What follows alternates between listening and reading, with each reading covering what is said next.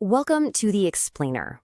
Today, we're diving into a system that's all about protecting the very people who build our cities, our homes, our entire world.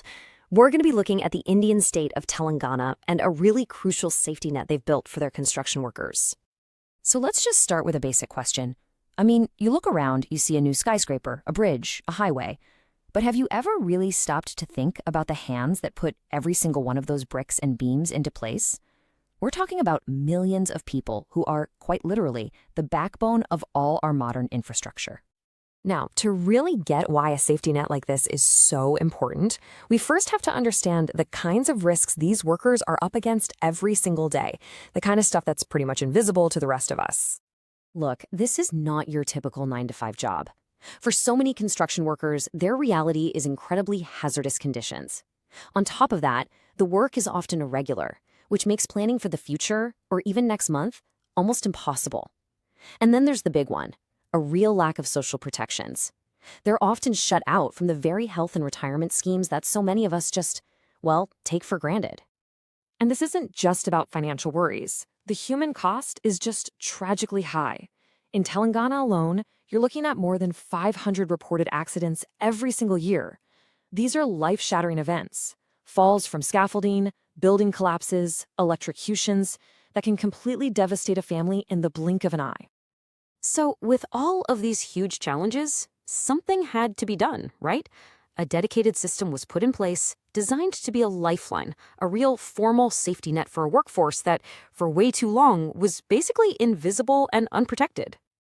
And that solution has a name, the Telangana Building and Other Construction Workers Welfare Board. Yeah, it's a bit of a mouthful, so we'll call it the TBOCWW.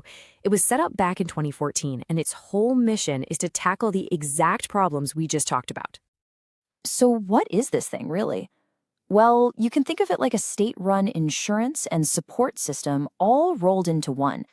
It's an official body, which means it has real legal power to provide Social Security, push for safety, and get welfare benefits directly into the hands of workers in the unorganized sector. The very people who need it the most. And the scale here is just massive. As of now, the board covers almost 900,000 workers across the state. That's a huge number of people and their families who now have a safety net they can rely on. Okay, but a system this big needs a serious engine to keep it running and paying out those benefits, which, of course, brings us to the big question. Right, how on earth do you pay for all of this? How do you financially support nearly 1 million workers? Well, the answer is actually pretty brilliant, because it's built right into the industry itself.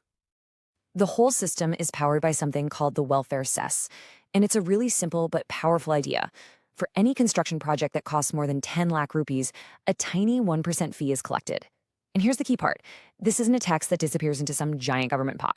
Nope, it's a dedicated levy that goes directly into the welfare board's fund. The whole process is this elegant, self-sustaining cycle. First, you figure out how much a project is going to cost. Then, that 1% cess gets collected by the state. Third, that money is wired directly to the board's fund. And finally, that's the money used to pay for all the worker benefits. So the more the construction industry grows, the more support its own workforce gets. It's fantastic. So we know where the money's coming from, but how does that actually turn into real, tangible, life-changing support for workers and their families? This is where you can see the true impact of the whole thing. The numbers are just staggering. Since it started, the board has paid out over 1,500 crore rupees in direct benefits. That is a mind-boggling amount of financial aid going directly to the people who've earned it and who desperately need it. And the support isn't just for accidents on the job. It really covers the whole spectrum of life. You can get a 30,000 rupee gift for a daughter's wedding, receive maternity benefits, and even get scholarships for your kids' education. And of course, for the absolute worst-case scenarios, like a permanent disability or a fatal accident, there's significant financial relief available. When you put it side by side like this, it really creates this stark night and day picture, doesn't it? Without this board, a single accident could mean complete financial ruin. With it, there's a safety net that brings stability for education, for marriage, and for a family's future, even when the worst happens. It's literally the difference between vulnerability and security. Now, a system like this doesn't just pop up out of nowhere. It's not just a good idea someone in Telangana had one day. It's actually built on a really solid national legal foundation that was put in place decades ago. You can trace the roots all the way back to 1996. That's when a national law was passed that required every state to set up a welfare board, just like this one. So, when the state of Telangana was formed in 2014, it moved fast to get its own board up and running that same year. And as you can see, it's kept evolving and improving ever since.